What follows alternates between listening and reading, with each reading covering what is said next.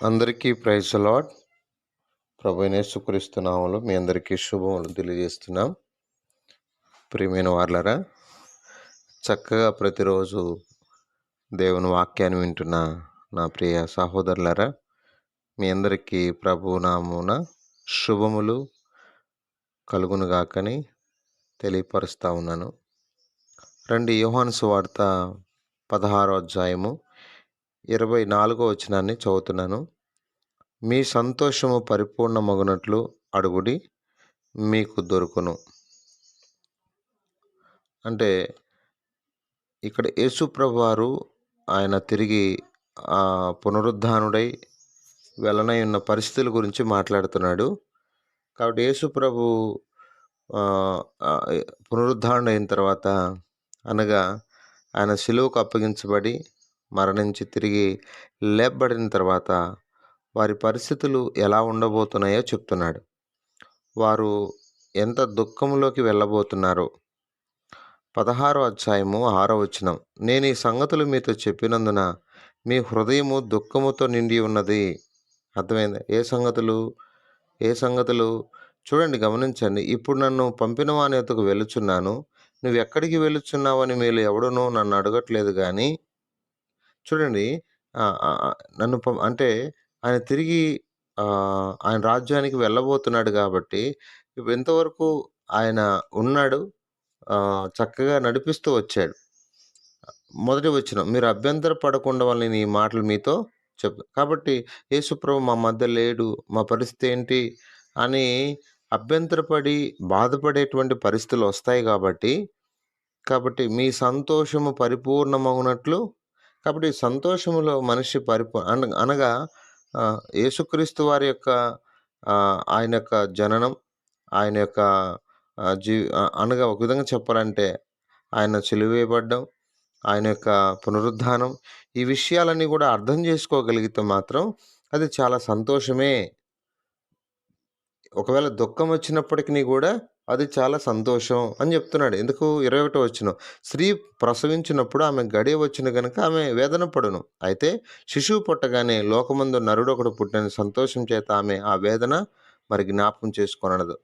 కాబట్టి ఒకవేళ యేసుక్రీస్తు వారు మరణించి తిరిగి లేపబడ్డం ఒకవేళ శిష్యులకు బాధ అనిపించినా దాని ద్వారా చాలా క్షేమం ఉంది. అందుకే వేరొక ఆదరణకర్త మీ ఎద్దుకు పంపుతాను, అది మీకు చాలా ప్రయోజనం. నేను వెళ్ళిపోవటం వలన మీకు ఎంతో ప్రయోజనం. రక్షణ కార్యం జరుగుద్ది. రక్షణ కార్యంతో పాటు దేవుని బిడ్డలారా, పరిశుద్ధాత్ముడు వస్తాడు, పాపాన్ని గురించి నీతిని గురించి ఒప్పిస్తాడు, ఒప్పుకొన చేస్తాడు. కాబట్టి జాగ్రత్తగా ఆలోచిద్దాం. పాపంలో ఉంటే సంతోషం లేదు. పాప జీవితంలో మనిషి ముందుకెళ్తే సంతోషం లేదు. కాబట్టి ఇప్పుడు మనిషి చేయాల్సిన మనవి, ప్రార్థన ఏంటంటే, మనిషి పరిపూర్ణమైన సంతోషంలోకి నడిపించబడాలి. పరిపూర్ణ సంతోషం ఎక్కడుంది? పరిపూర్ణ సంతోషం ఎక్కడుందంటారు? దేవుని యొక్క ఆజ్ఞలు పాటిస్తూ దేవుని కొరకు జీవించట్లోనే. అందుకే చెప్పనాసక్యమును మహిమాయుక్తమునైన సంతోషం ఎక్కడుందంటే దేవునిలోనే ఉంది. లోకంలో ఎక్కడైనా ఉంది అంటే అది కష్టమే. అది దేవుడు ఇవ్వాల్సిందే తప్ప పరిపూర్ణమైన సంతోషం మామూలు సంతోషం కాదు. లోకములో ఉన్నటువంటి వాటి ద్వారా వచ్చే సంతోషం కాదు. ఇది పరిపూర్ణమైన సంతోషం. ఎప్పుడైతే యేసుక్రీస్తు వారి యొక్క పునరుద్ధానాన్ని వారు ఎరిగారో అప్పుడు వారు ఉన్నా లేకపోయినా అన్ని సమయాల్లో సంతోషించగలిగారు. అందుకే పౌలు గారు అన్నారు, ఎల్లప్పుడూ ఆనందించుడి, మరలా చెప్పుదును ఆనందించుడి అన్నాడు. కారణం ఏంటి? అన్ని సమయాల్లో అన్ని పరిస్థితుల్లో ప్రభువులో ఆనందించడం తను నేర్చుకున్నాడు. అర్థమవుతుంది? అంటే అక్కడున్న విషయాన్ని అపార్థం చేసుకోకుండా, అభ్యంతర పడకుండా. చాలాసార్లు మనం కూడా ప్రభు విషయంలో అభ్యంతర పడుతుంటాం. సెలవు వేసినప్పుడు శిష్యులు కూడా అభ్యంతర పడ్డారు. అర్థమైందా? అభ్యంతరపడి ఏదంటే అది సమాధానం చెప్తూ వచ్చారు, ఎరగము అన్నారు, పారిపోయారు. కాబట్టి అభ్యంతరపడే పరిస్థితులు ఎదురవుతూ ఉంటాయి. కాబట్టి పరిపూర్ణమైన సంతోషం ఎప్పుడు కలుగుతుంది? దేవుని బిడ్డలారా, పరిపూర్ణంగా మనం ప్రభుని విశ్వసించినప్పుడు. అందుకే మనం ఏ విషయాల్లో పరిపూర్ణం కావాలంటే ఏ విషయాలు కావాలి పరిపూర్ణం? నిజంగా ఇది మనం నేర్చుకోవాల్సిన అద్భుతమైన విషయం అన్నమాట. అర్థమవుతుందా? చాలా జాగ్రత్తగా ఆలోచించాలి. ఆహ్, మనము ఆహ్, సంతోషంగా ఉండాలంటే ఒక 3 విషయాలు ఇక్కడ బైబిల్‌లో రాయబడ్డాయి. ఆ 3 విషయాలు ఒకసారి నేను చెప్తాను.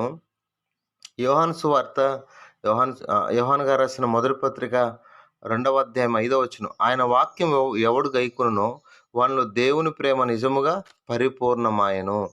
అంటే దేవుని వాక్యాన్ని, దేవుని ఆజ్ఞలు ఎవరైతే గైకుంటారో వారిలో దేవుని ప్రేమ పరిపూర్ణమవుతుంది. అర్థమైందా? దేవుని ప్రేమలో పరిపూర్ణం కావాలి. గుర్తుపెట్టుకోండి. దేవుని ప్రేమలో పరిపూర్ణం కావాలి. రెండో విషయం ఆహ్, ఆహ్, గ యాకోబు రా యాకోబు పత్రిక 2వ అధ్యాయము 22వ వచనం. విశ్వాసం అతని క్రియలతో కూడా కూడి కార్యసిద్ధి కలుగచేయుననియు, క్రియల మూలముగా అతని విశ్వాసం పరిపూర్ణమైనదనియు గ్రహించుచున్నావు గదా! అంటే విశ్వాసములో పరిపూర్ణం కావాలి.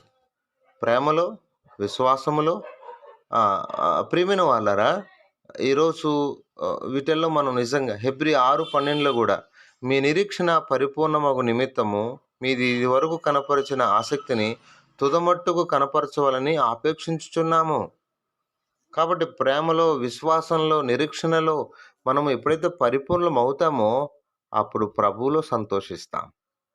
యోహాను గారు రాసిన మొదటి పత్రిక 1వ అధ్యాయం 4వ వచనం. మన సంతోషము పరిపూర్ణమవుటకై మేము ఈ సంగతులు రాయుచున్నాము. అంటే ప్రభువును ప్రేమించుట, ప్రభునందు విశ్వాసముంచుట, ప్రభువులో నిరీక్షణ ఉంచుట. ఈ విషయాల్లో మనం ఎప్పుడైతే పరిపూర్ణమవుతుంటామో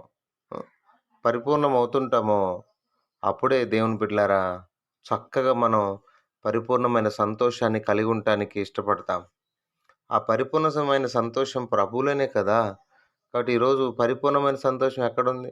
తాత్కాలికమైన సంతోషాలను మనం చూస్తుంటాం. లోకమిచ్చే సంతోషం చూస్తుంటాం. మనుషుల వల్ల కలిగే సంతోషాలు చూస్తుంటాం. ప్రభువు ఇచ్చే పరిపూర్ణమైన సంతోషంలోకి మనం మార్చబడాలి అన్న విషయం మీకు అర్థమవుతుందా? అందుకే యోహాను సువార్త 10వ అధ్యాయము 13వ వచనాన్ని నేను చదువుతున్నాను. ఇప్పుడు నేను నీ యొద్దకు వచ్చున్నాను. నా సంతోషం వారి యందు పరిపూర్ణమగునట్లు లోకమందు ఈ మాటలు చెప్తున్నాను. నా ప్రియ దేవుని బిడ్డలారా, ఆహ్, ప్రభు సంతోషం మనలో పరిపూర్ణం అంటే ఏంటి? మీకు అర్థమైందా? అంటే ఆయన దేని నిమిత్తమైతే భూమి మీదకొచ్చాడో, దేని నిమిత్తమైతే ఆయన ఏ పని నిమిత్తమైతే భూమి మీదకొచ్చాడో, ఆ పనంతా నెరవేర్చాడు. చాలా కష్టాలు పడ్డాడు, ఇబ్బందులు పడ్డాడు. ఇప్పుడు ఏమైందంటే ఆయన పరిపూర్ణమైన సంతోషం. ఆయన ఎప్పుడు సిలువేయబడిన తర్వాత, కష్టాలు సహించిన తర్వాత, అప్పుడే కదా ఆయనకు పరిపూర్ణమైన సంతోషం. వారికి నీ వాక్యం ఇచ్చి ఉన్నాను. నీ లోక సంబంధిని కానట్టు వారును లోక సంబంధులు కారు గనుక లోకం వారిని ద్వేషించును. నా ప్రియ దేవుని బిడ్డలారా, అంటే మనలో అక్కడ రాసుంది చూడు, ఎంత చక్కగా రాసుందో. నా సంతోషం వారి యందు పరిపూర్ణమగునట్లు. అంటే మనం రక్షించబడి ప్రభువుని నమ్ముకొని ప్రభు ప్రేమలో, ప్రభు విశ్వాసంలో, ప్రభు నిరీక్షణలో ముందుకెళ్ళినప్పుడు ఆయనకు సంతోషమేగా. ఆయన శిలువ కార్యాన్ని నెరవేర్చాడు. ఆయనకెంతో సంతోషం. అందుకే ఆహ్, ఆహ్, ఆహ్, నేను వచ్చిన పని నెరవేర్చి వెళ్తున్నానని చెప్పగలిగాడు. అర్థమైందా? ఏదైతే ప్రభు నాకు ఈ పని ఇచ్చాడో, ఆ పనిని నేను చూడండి 4వ వచనం చదువుతున్నాను. యోహాను సువార్త 17 చేయుటకు నువ్వు నాకిచ్చిన పని నేను సంపూర్ణముగా నెరవేర్చి భూమి మీద నిన్ను మహిమపరిచితిని. అంటే ఎప్పుడైతే దేవుని పనిని మనం పరిపూర్ణంగా నెరవేరుస్తామో అప్పుడే మనకు సంతోషం. అర్థమైందండి నేను చెప్పేది? అంటే దేవుడు మనకి ఏ పనైతే ఇస్తాడో ఆ పనిని ప్రేమతో, విశ్వాసంతో, నిరీక్షణతో దాన్ని సంపూర్ణం చేస్తాము. అదే పరిపూర్ణం చేస్తామో అప్పుడు మనకు ఎక్కడలేని సంతోషం. అదే దేవుని పని చేయకుండా ఇష్టానుసారంగా భూమి మీద జీవించామనుకోండి, సంతోషం ఎక్కడ దొరుకుద్ది? దొరకదు గదా! కాబట్టి జాగ్రత్త పడదాం. దేవుడు మనకిచ్చిన పనిని చేస్తూ పరిపూర్ణమైన సంతోషం వైపు మనం వెళ్ళాలని, ఆ పరిపూర్ణమైన సంతోషాన్ని కలిగి ఉండాలని.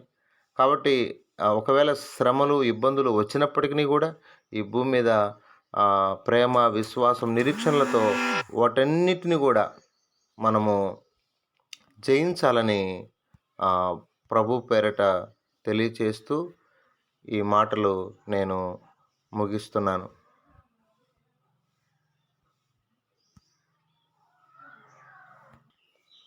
పరిశుద్ధుడైన తండ్రి, కృపగలిగిన దేవ, స్తోత్రాలు. మీరు ఇచ్చిన ఈ మంచి తలంపుల బడి స్తుతిస్తూ అనేకులు కూడా ఈ పరిపూర్ణమైన సంతోషంలోకి మా ప్రియులందరూ నడిపించండి.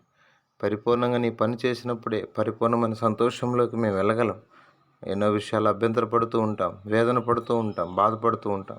ప్రేమ, విశ్వాసము, నిరీక్షణల ద్వారా అన్ని విషయాలు మేము పరిపూర్ణమవుటకు, ఆ విషయాలు మేము కూడా పరిపూర్ణమై నిన్ను సేవించడానికి, నువ్వు ఇచ్చిన పనిని సంపూర్ణం చేసి భూమి మీద నిన్ను మహింపరచడానికి, అట్లా మేము సంతోషించడానికి కూడా సహాయం చేయమని, ప్రార్థన అవసరాలు కోరిన బిడ్డలను కూడా దీవించమని యేసు పరిశుద్ధ నామములో ప్రార్థన చేసి వేడుకుంటున్నాం తండ్రి. ఆమేన్.